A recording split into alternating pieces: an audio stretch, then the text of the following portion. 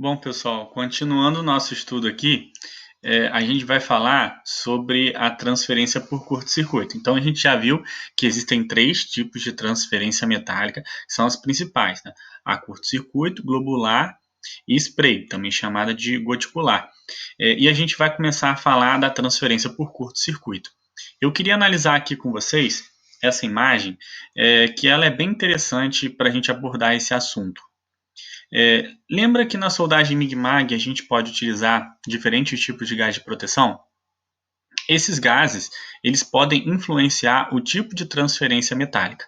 Então, analisando aqui nessa primeira imagem, nesse primeiro gráfico, a gente tem um gráfico de tensão e corrente, certo?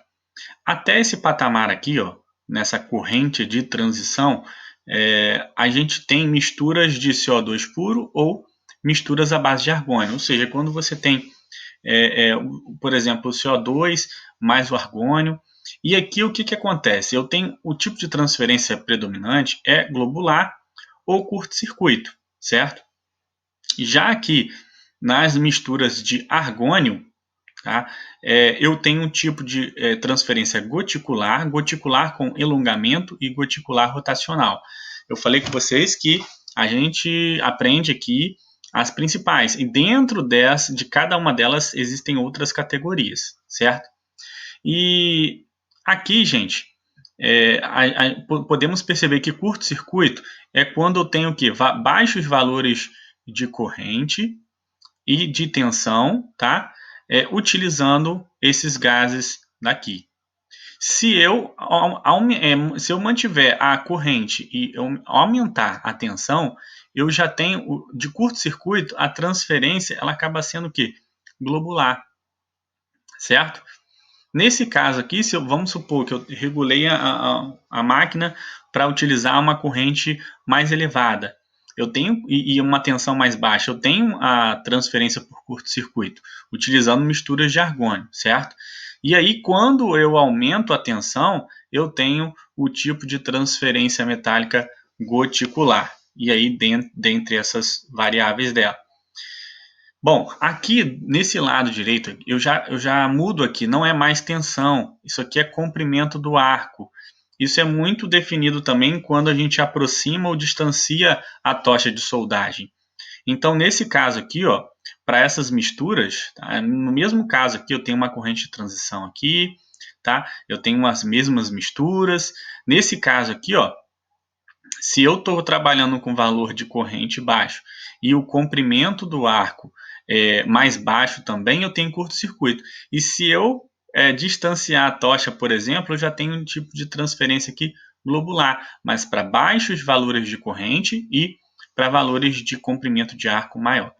E o mesmo acontece aqui, eu tenho a transferência por curto-circuito, certo? Sendo que numa corrente mais elevada e num comprimento de arco menor. À medida que eu aumento o comprimento de arco, olha só o que acontece, acaba ocorrendo uma mudança no tipo de transferência metálica. Esses gráficos eles são bem interessantes e aqui eu vou falar de algumas características desse tipo de transferência metálica, tá? Essa transferência acontece em valores de corrente e tensões de soldagens baixas, tá? Tem aqui a frequência dos curtos-circuitos, a gente vai ver daqui a pouco como que funciona isso, certo? E aqui eu vou detalhar esse tipo de transferência metálica. Bom, essa imagem aqui, ela é bem didática. Por quê? Aqui a gente tem os valores de corrente e tensão. À medida que, por exemplo, aqui seria a corrente zero e aqui seria a tensão zero. Então, nesse ponto A aqui, olha só, a gente tem um arame, tem uma gota se destacando e tem um arco aqui, um arco elétrico aberto. Esse é o momento A, que é justamente esse ponto aqui e esse ponto aqui, simultaneamente. Então, nesse instante, tá? Eu tenho um valor de corrente relativamente baixo e um valor de tensão relativamente alto, certo? À medida em que A vai se transformando em B, o que está acontecendo aqui, gente? A gota está sendo destacada do arame, tá? O arco está ficando aqui pequenininho. E é nesse instante em que a gota encosta na peça que está sendo soldada, por exemplo. Nesse instante, olha o que acontece com a corrente. Ela começa ela começa a inclinar o seu valor começa a aumentar. E aqui, nesse mesmo instante, a tensão ela cai bruscamente, tá? Que é justamente nesse contato. Então a gota encostou na peça, o que acontece com a corrente? Ela aumenta, isso aí. E em contrapartida, a tensão ela cai. Nesse instante C, quando já aconteceu o contato. Tem arco elétrico aqui, gente? Pensa só. Ó, não tem, porque o arco elétrico é representado por essa imagem aqui um pouco rosa.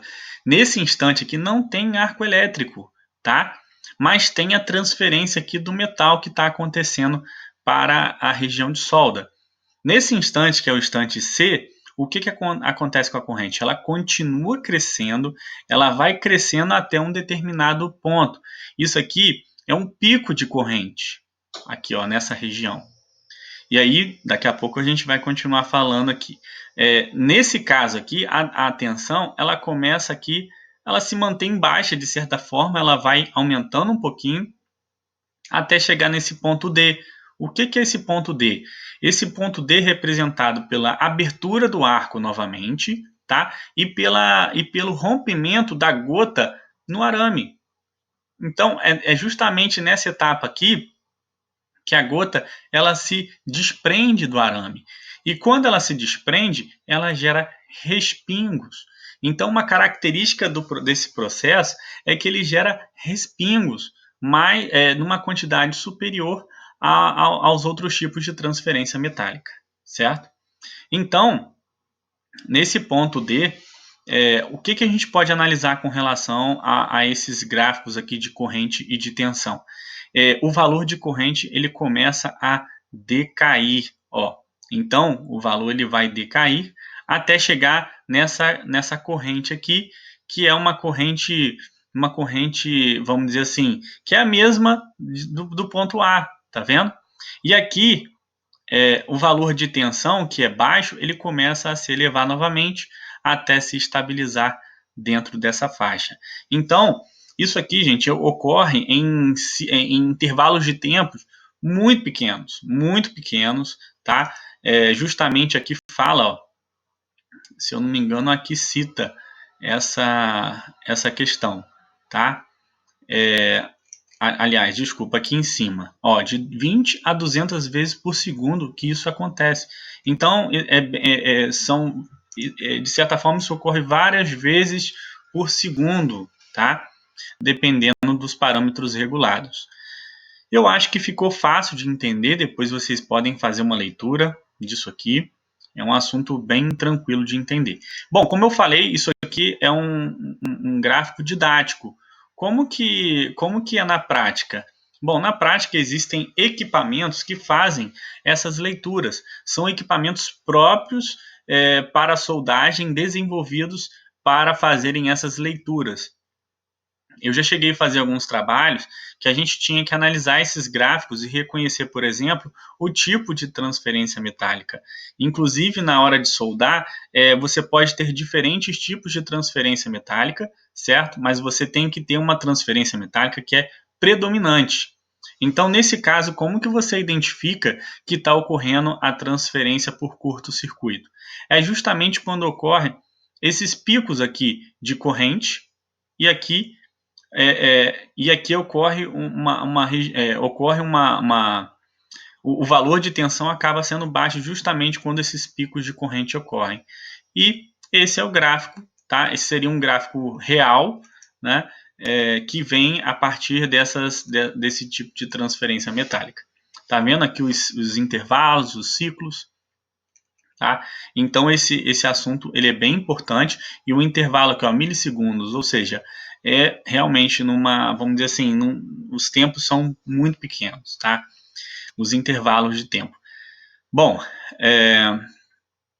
aqui falando um pouco sobre a aplicação dessa situação, eu posso falar aqui de algumas características, né, que é quando a gente tem a transferência por curto-circuito, que é quando a gente quer soldar chapas finas, tá, utilizamos a transferência por curto-circuito, justamente por ela trabalhar em níveis de energia baixos. Tá? Isso permite a soldagem de chapas finas, certo?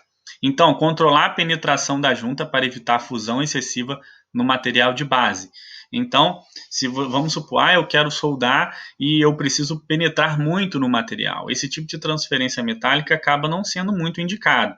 Tá? Então, para chapas finas, ele acaba sendo mais indicado. Conectar juntas com aberturas de raiz excessivas, tá?